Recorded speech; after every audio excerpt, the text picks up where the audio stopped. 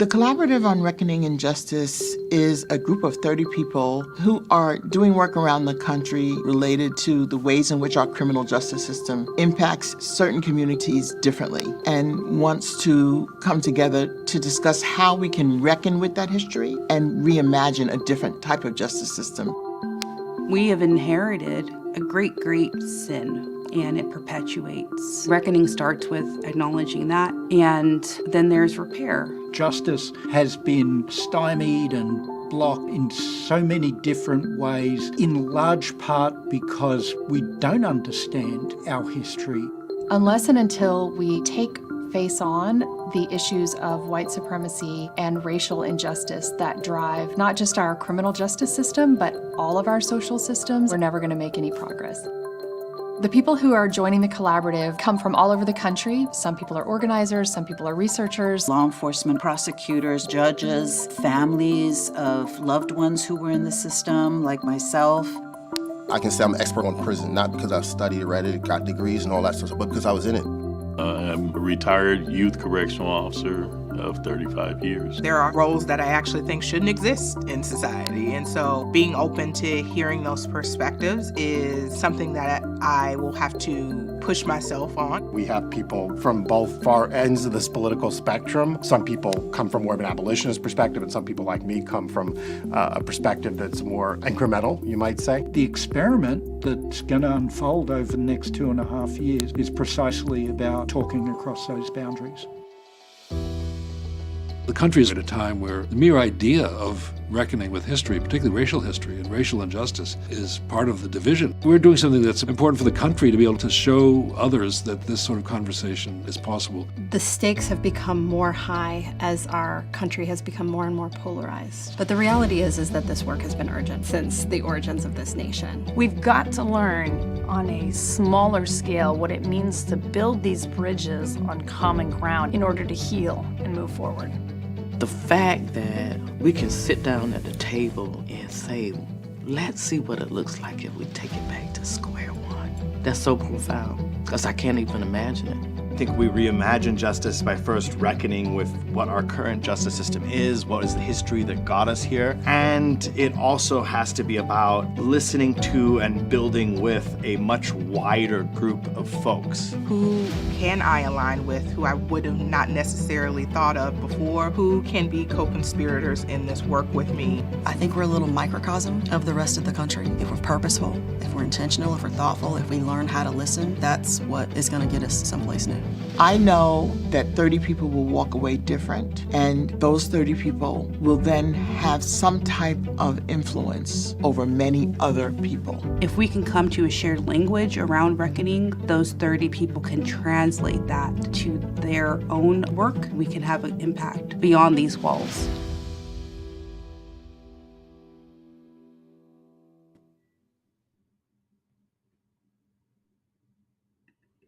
That video was so amazing. We're so excited to have you all here today. This is Reckoning in Progress. It's the second in a series of webinar events about parsimony and other radical ideas about justice. The first event focused on parsimony itself, and the second event will be a curated discussion featuring a handful of contributors to part 2 of Parsimony, which focuses on reckoning and truth-telling. Panelists will explore reckoning as a concept and discuss how it shows up in their chapters. And this special event will also serve as part of the rollout of Square One's newest project, the I Reckon podcast. We have 3 amazing speakers here to talk with us about it today, but a little bit about myself. I am an attorney and director at the Raven Group, and so I'm very excited to be speaking with you all and moderating this panel. Our first speaker is Abby Stamp. She serves as the executive director of the Multnomah County Local Public Safety Coordinating Council and is responsible for directing and coordinating interagency public safety policy discussions and intergovernmental projects to improve the effectiveness of the county's criminal justice system. Abby also is faculty for the Multnomah County Juvenile Justice Services Division, where she teaches metro area police recruits and field training officers about adolescent brain development, neurobiology of trauma, trauma-informed care, and mental health. We're very excited to have you here today. Thank you. We also have Bruce Western, who is the director of the Columbia University Justice Lab and Bryce Professor of Sociology at Columbia University. He is the author of Punishment and Inequality in America, written in 2006, and Homeward, Life in the Year After Prison in 2018. So excited to have you, Bruce. Welcome. Thanks, Jasmine. And last but certainly not least, we have Reverend Vivian D. Nixon. She's a writer in residence at the Square One Project. She worked with Community and College Fellowship, or College and Community Fellowship, a collective of women rebuilding their lives through education from 2001 to 2020. Vivian writes across genres to advance ideas about social justice and personal well-being. And she also co-edited What We Know, Solutions from Inside the Juvenile Justice System. Pleasure to have you. Thank you for having me. It's a pleasure to be here.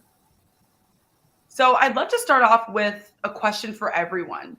It's been a few months since the official launch of Parsimony and Other Radical Ideas About Justice. One of the main themes that you'll find throughout the book is focused on reckoning, and you all dedicated an entire section to it. So I want to talk in a moment about how reckoning is connected to the concept of parsimony, but first, I think we should focus on reckoning itself. What is reckoning, and why is it so important to achieve racial justice? Why do you think there's been so much resistance to acknowledging our country's history over the years? We can start with Abby. Oh, great. Well, thank you. It's a pleasure to be here today. Appreciate the invitation. A little bit of context of where I live and work in Multnomah County, Oregon is in Portland. So good morning from the West Coast. I come to this work really growing up in a very progressive and pretty liberal, pretty deep blue environment where we really acknowledge that racism exists and we fight for justice. But what I've learned through my personal and professional development, that's really different than acknowledging the existence of white supremacy. And that a reckoning is really important to acknowledge and sit with the pain and the heart of that emotional experience to create change. Otherwise, my experience has been, particularly in the criminal justice policy space, is that we implement change and do our best, and it's all thinking, and the heart, I think, would make the change deeper and more permanent and more meaningful. And so from my personal and professional perspective, I think it's incredibly important to sit with the pain of communities that I did not grow up in, but that I've dedicated a career to serving and supporting. And for me to keep that in check and to keep my mouth shut and to keep my ears open and listen and reflect and to champion that with my colleagues who have their hands on the power of the criminal legal system in Multnomah County, Oregon. Bruce? Yeah, I think the question of why does there seem to be so much resistance to acknowledging history at the moment is a really deep one, and it feels oftentimes that history, how we understand it's a political war zone right now, and it feels like there's an active fight over whose humanity counts. And I think this is very much a fight over what America is as a nation. And I think we're seeing efforts to whitewash American history. And this means saying that all of the suffering and exploitation of slavery and colonization doesn't count in some sense. I think that's how I understand sort of the history wars that we're having as a country at the moment. And that suffering doesn't deserve a place in the history books. And so powerful forces have really lined up to erase the truth of our history. But on the other side, and I think in favor of the project of reckoning that we're talking about today, values of truth and honesty, and to the extent that we can embrace the reality of our history, we're embracing a truth telling, and we're embracing the value of being honest about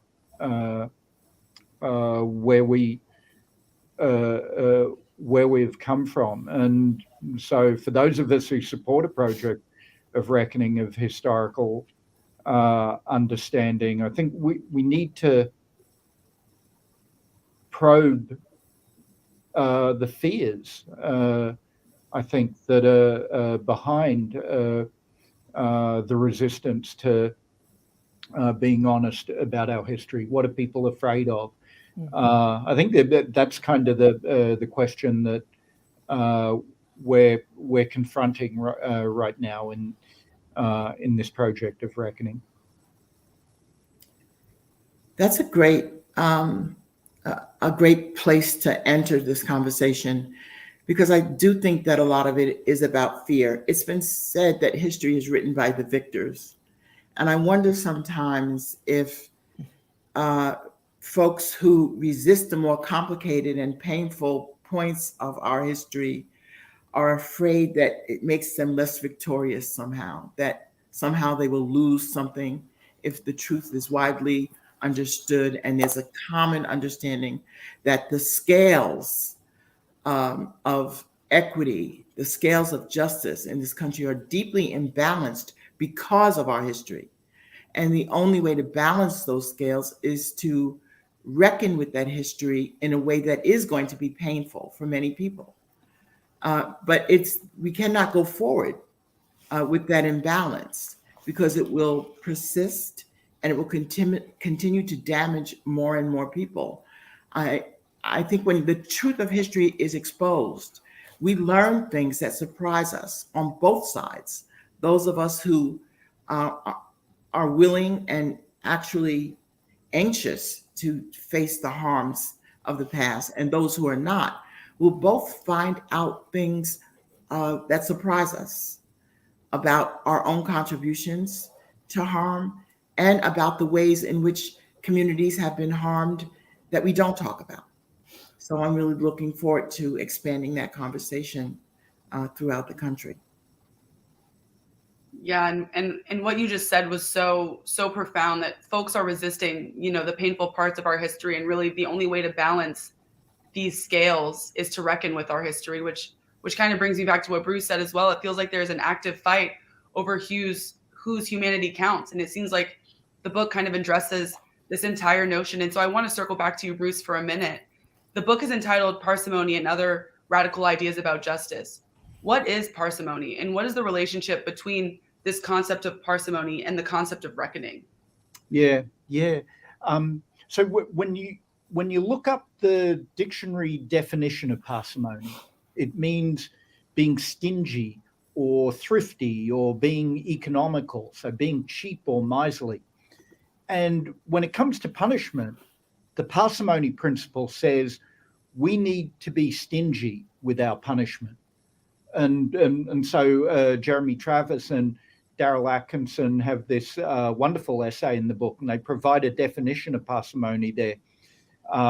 And in their definition, parsimony means that the state should use the least possible intrusion on individual liberty to achieve a legitimate social purpose.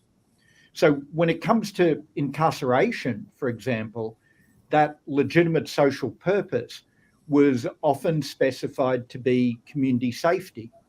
So any prison time that was greater than the absolute minimum necessary for safety, that violated the principle of parsimony.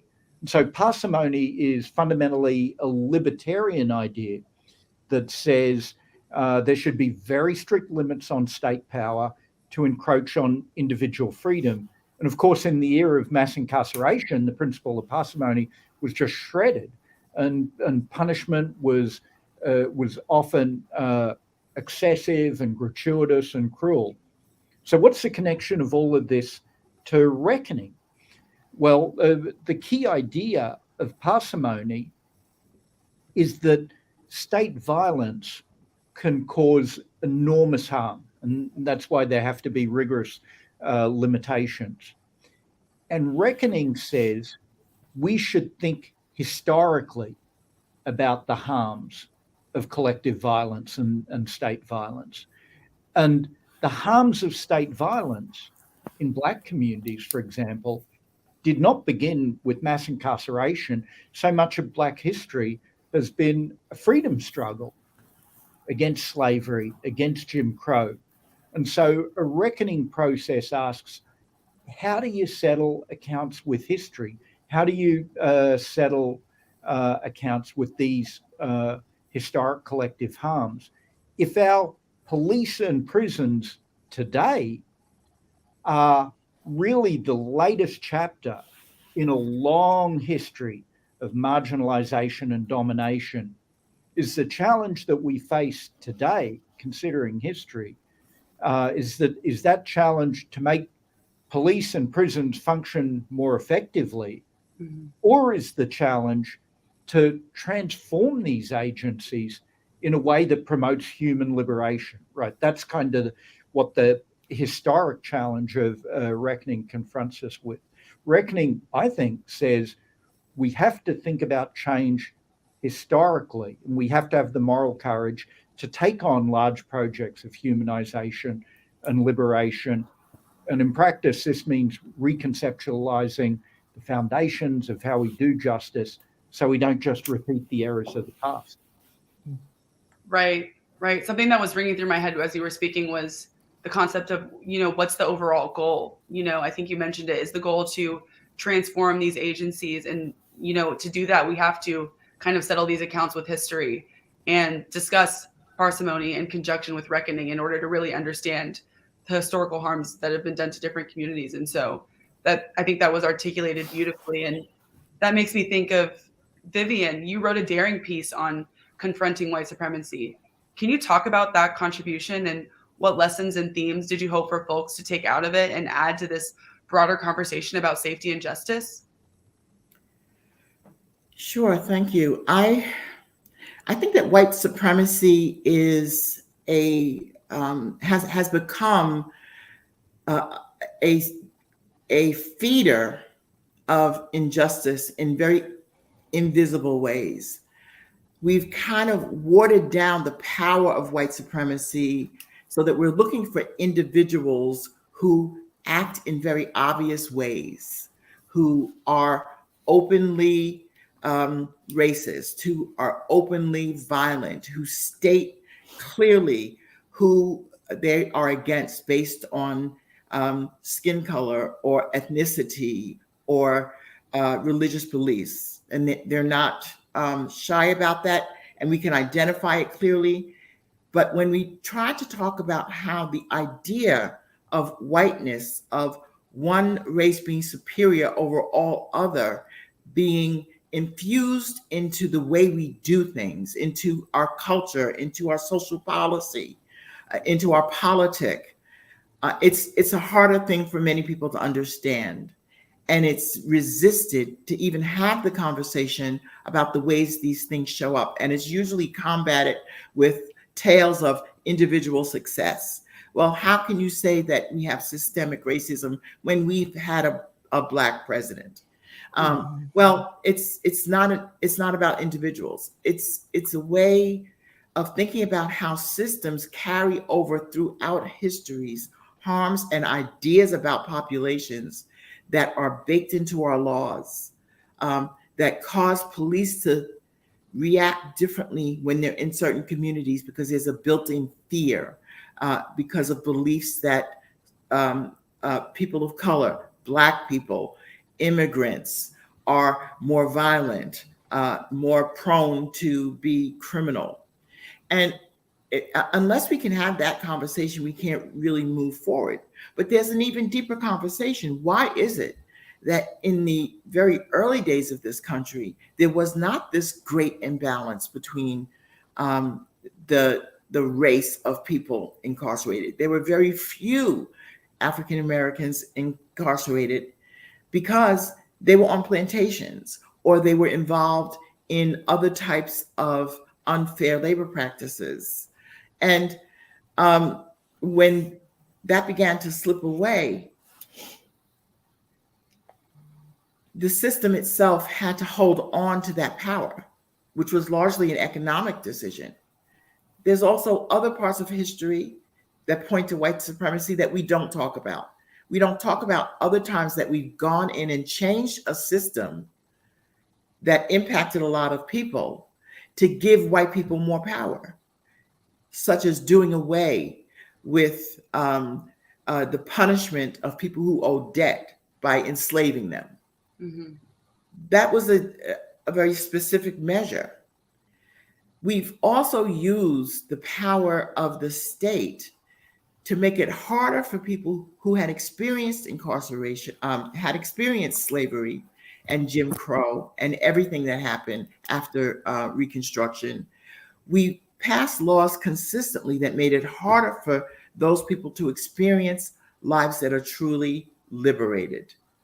In particular, we've used access to knowledge and education as a way to suppress people's ability to fight back, to rise up. And before that was realized, there were unprecedented numbers of Black people post-slavery who were elected to office, who were building communities that were thriving and sustained by those few people who had access to education through the efforts of some people in the North who were staunch abolitionists. All of that kind of leads us to the moment where we are today, where we are fighting once again to reverse what we saw as progress. Mm-hmm. And that progress, the symbol of that progress was the election of Barack Obama. And I really believe this is a reaction to that. Very much in the same way, there was a reaction to the election of many Black officials across the country, especially the Deep South post-construction.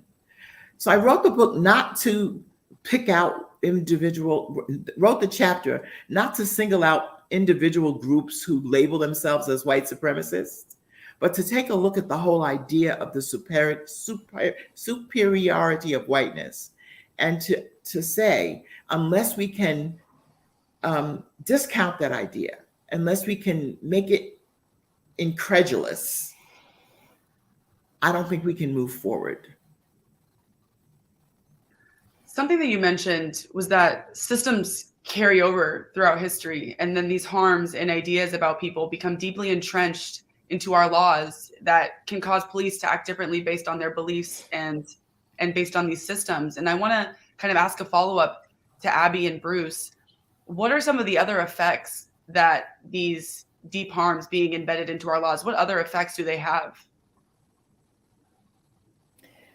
I think one of the biggest challenges is how we take local policy and how we implement state and federal laws, and how that can make some local leadership feel disempowered from creating change that they indicate is important to create more equity. So things like sentencing guidelines, bail, and collateral consequences. And if we are using criminal history as a key scientific tool to evaluate pretrial risk, conditions on probation and supervision post-conviction, then what we're doing is simply amplifying the over-policing of some communities and making someone's ability to thrive and support their families and be active in their communities and find housing and a job, and completely, absolutely disenfranchising folks from being able to be successful and creating that perpetuating beast that is the carceral state.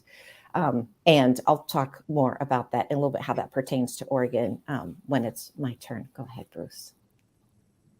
Yeah, I was going to go in a similar direction, Abby, and I think we often think about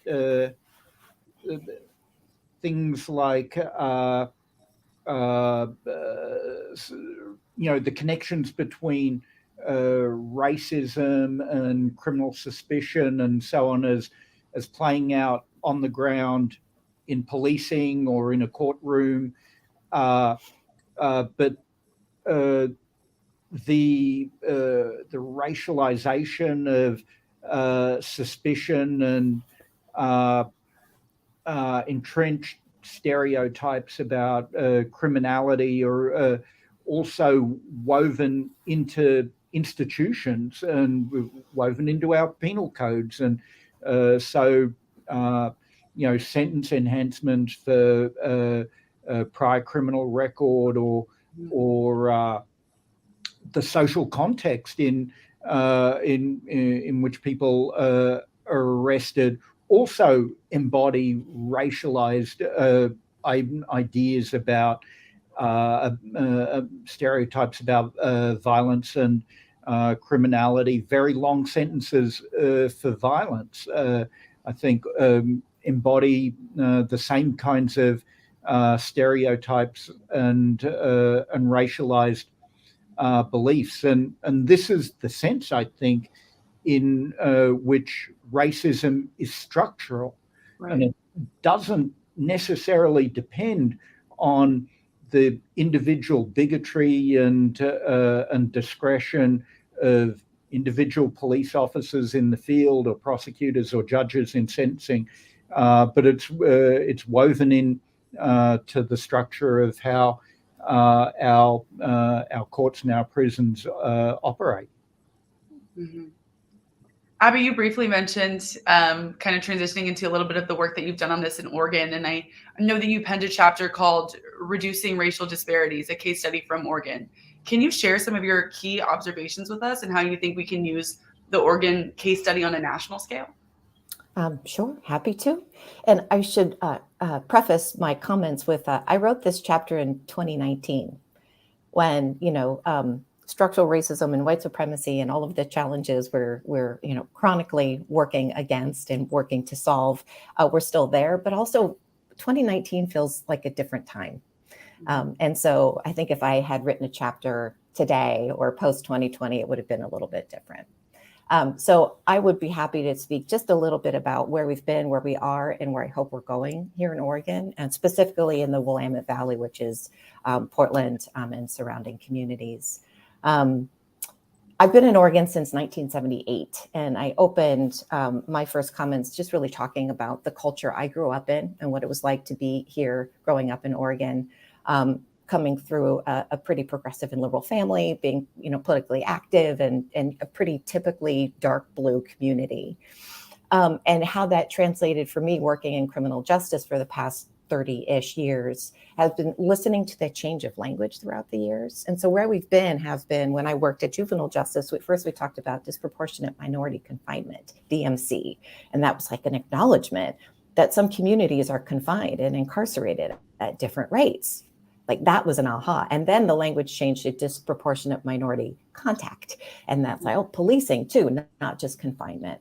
And then the language really shifted at maybe 5 or 10 years ago to talk about RED, or racial and ethnic disparities, or racial and ethnic disparities and disproportionality. So watching the language change, I also heard and watched people's ability to talk about race change too. And so where we are and where we have been in Oregon, in the Willamette Valley, which is really different from the rest of the state, the eastern part of the state is culturally very different, is there is an acknowledgement that racism exists. I think people can really talk about and acknowledge institutional racism, systemic racism. And where I think we start to really get stuck up until 2020 is transitioning language to talk about exactly what Vivian wrote about, is white supremacy and how white leadership can say that in public forums and discuss that we are doing this budget decision, policy decision, program decision, because our goal is to work towards dismantling white supremacy. That's a really different way to talk about county and statewide budgeting. And that is starting to emerge where I live and work. How that looks and feels in how we do criminal justice practice today is being intentional, using data to make sure that we can support doing good criminal justice practice to have better outcomes for communities that have been over-policed and over-incarcerated. And so an example I can provide is we have a prison diversion program here in Multnomah County in the state of Oregon, and our budget was being reduced. And what we wanted to do is figure out what's the smartest way and most thoughtful way to reduce eligibility for this program, because we still needed to fund and do the same level of treatment and dosage for individuals. But how do we do that with equity? And so we looked at our data and disaggregated by race and ensured where there was the most disproportionality that we continued to uplift the opportunity to be diverted from prison for communities of color. And so with those charge categories where more white individuals were represented, those were the crime categories that we created ineligibility for. It's a very small slice of an example, but it does illustrate where we are in terms of talking about white supremacy, using data, and being intentional about uplifting the wellness of BIPOC communities through policy and budget and decision making. And I think where we're going is towards this concept of reckoning, really sitting with our past, acknowledging our past, because I work with a lot of incredibly smart, liberal, progressive folks who I think might sometimes have a hard time, just like me, acknowledging where I came from and the system I have benefited from. And that just acknowledging that and sitting with that, and that's okay, that is the truth. And how do we move forward with that acknowledgement? Mm-hmm. So instead of just doing the policy change, having that emotional experience that I mentioned at the beginning to really deepen the commitment to change and not blaming the individuals, but also acknowledging the perpetuation of white supremacy without first doing that deep reckoning work. Right. That's where we're headed in Oregon. No, the work and observations that you've done in Oregon has been absolutely amazing. And it's so exciting to hear that that work can potentially be replicated kind of on a national scale and influence work on a national scale as well. And you perfectly transitioned us kind of into the concept about reckoning. Vivian, a little birdie, did tell me that you are an up and coming podcast star, and the Square One Project is actually launching a podcast this fall called the I Reckon podcast that you'll be co-hosting with Suki McMahon. So can you tell me a little more about your audience, about the I Reckon podcast, what impact you're hoping to have, what you're most excited about covering? Yes, we are very excited about the I Reckon podcast. Suki McMahon, who's going to be the co-host, and I at first struggled with the name I Reckon. It's a common phrase that's used sometimes to acknowledge thought, to signal agreement. Here in the States, it's used in other countries as well. But we wanted to focus on the reckoning process, and also focus on the fact that each individual needs to come to a place where they can reckon. Like, I need to reckon with some things, and if my neighbor does, and my other neighbor, and we all begin to adopt reckoning as something that is helpful and healing and forward-looking, then we can perhaps imagine a world where there is a deep enough reckoning that we become what we envision to be as a society. Now, I'm not saying that every thought about the development of the United States of America was pure, but there certainly is a lot of language in our founding documents that talks about equality and liberty and the pursuit of happiness. And to be fair and to believe that at least some of those thoughts were genuine values that we want to instill in this country, we want to have a conversation with anyone who will listen that breaks down the ideas of reckoning and white supremacy to a dialogue about a very good idea, a good concept of a nation of many other nations coming together to be one nation. One free and equal nation that has gotten lost on its way to being that. So we're using kind of a narrative of I once was lost, but now I'm found. And how do we get from being lost in this sea of structural and systemic racism to imagining something different and then inventing new ways of doing justice, new ways of doing public policy, so that we are doing what they're doing in Portland, that they're looking at their public policy and before making decisions about new policy, testing it to see how it's going to impact the most marginalized communities where reckoning is necessary. If we can start looking at those innovations that are going on around the country and supporting the scaling of those innovations, that's kind of wayfinding. It's finding our way to a brighter, happier place that I believe was the vision for this country.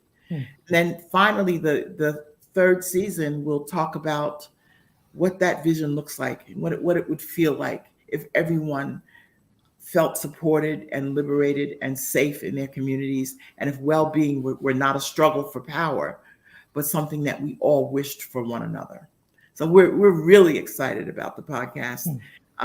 It's not going to be so policy wonkish, but it's definitely meant to embrace a conversation about moving forward without fear, without animosity, but with a lot of hope. I love how you discussed, it being about a happier place and a future vision for this country. And I think that perfectly ties into this last kind of question about the fact that we've spent a lot of this webinar talking about the truth about our past. And so I want to take a moment to really look towards the future.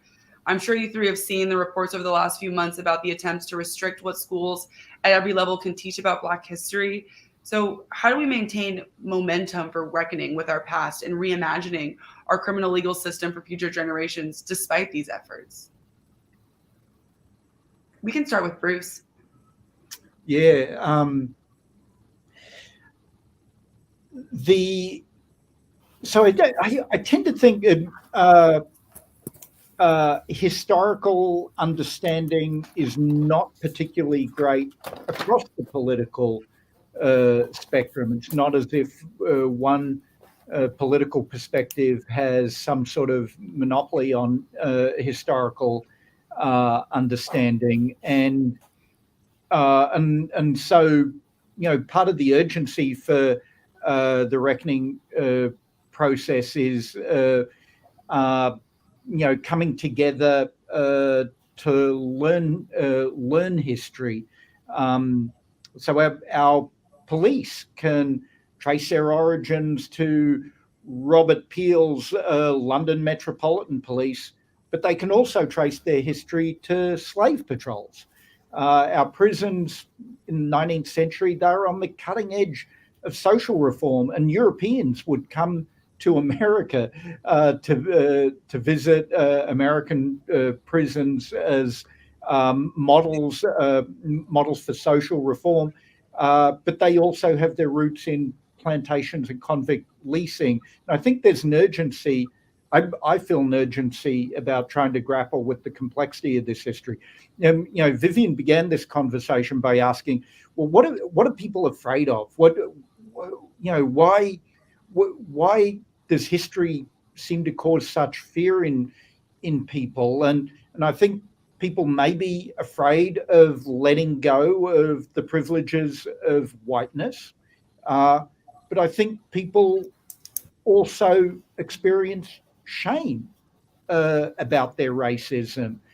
And the Reckoning Project is trying to find constructive and generative and engaging ways to confront privilege and shame. So how do we maintain momentum? I think part of the opportunity with Reckoning is a chance to let go of shame, and a chance to let go of the shame of a belief in your own self-worth depends on a belief in the inferiority of others. I think that is kind of ultimately where the momentum for Reckoning comes from. This opportunity to let go of the shame of racism that I think we all live with in some degree. Thank you, Bruce. Abby? I would love to let go of fear and shame. I think it's an incredible goal. I also think it's important to be brave and lean into hard conversations, really at, in each of our own ecosystems, whether that's, your neighborhood, your city, your state, or across the country. And, I've got 3 kids, 2 step, 1 mine, all between the ages of 14 and 24. And they're a powerful bunch. And I'm getting up there in years. And I think it's also time for folks like me to lean back and listen, because I'm trying to build as much justice I can in my spaces for those folks. So they are, for lack of a better term, my client or target audience. And I think there's so much wisdom in young people, and to share the space because this is their future that we're trying to influence. So I think that the bravery and to be okay to sit with your fear and shame, I think that's important too, and to continue to use the space as we can for those of us who have incredible privilege to be in a webinar like this, to really name it and talk about it, instead of trying to sweep it under the rug and erase a history that feels uncomfortable, that has absolutely perpetuated and created such terrible inequities in our country. Abby, you're so right about that, and I'm so glad Bruce brought up this, named the thing that many of us are afraid of. Shame is a very powerful emotion, and I think having a conversation that distinguishes guilt from shame is really important, because they're not the same thing. And in the history of America, there's a lot of things that we can talk about where we have been guilty of doing the wrong thing, but that shame should not be perpetual and everlasting, because what it does is immobilize us. And I always take it right back to the individual, because our society is made up of individuals. And so when we do an act that is public or structural or systemic, it's an act made up of individuals based on their own experience and how they feel about themselves and their lives. And my background into this work is having been incarcerated and understanding that contradictory to the idea of parsimony is punishment that is so excessive that not only does it create shame, it ensures that shame is enduring, that it is everlasting, that it is perpetual. Because even after you've done your sentence, there are more collateral consequences for the rest of your life from having a criminal conviction. That is not parsimonious. Mm-hmm. And so these ideas are all so connected in my mind. And the more I talk about it, the more I know they're connected. We've got to get to the place where an act that makes one guilty does not make one inhuman and does not steep a person in shame for the rest of our lives. And as a nation, we have to do the exact same thing. Wow. Thank you all so much. Abby, Bruce, Vivian, you all are absolutely amazing. I appreciate your candor and openness and willing to speak about reckoning and truth-telling. I'm so excited for all the people that get to see this. In closing as well, we're going to pop up a QR code where you all can scan it and be able to purchase the book. So it should be coming up shortly. Again, thank you all so much for joining. Thank you for speaking. We deeply appreciate it.